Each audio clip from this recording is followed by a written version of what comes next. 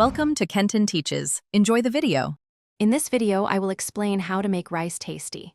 First, always rinse your rice thoroughly under cold water until the water runs clear. This removes excess starch, ensuring fluffy, separate grains.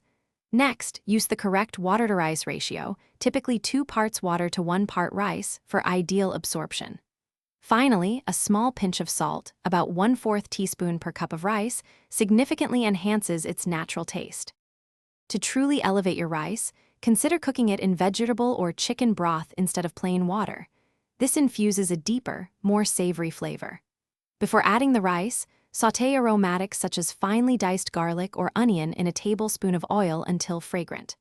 After cooking, stir in a generous pat of butter or a handful of fresh, chopped herbs like parsley or cilantro for a vibrant finish. Achieving the perfect texture is key to delicious rice.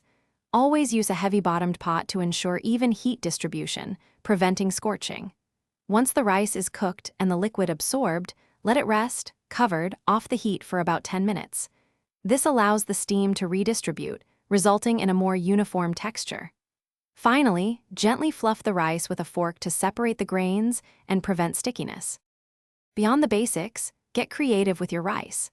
Add a teaspoon of spices like turmeric for a beautiful golden color and earthy flavor, or cumin for a warm, aromatic touch.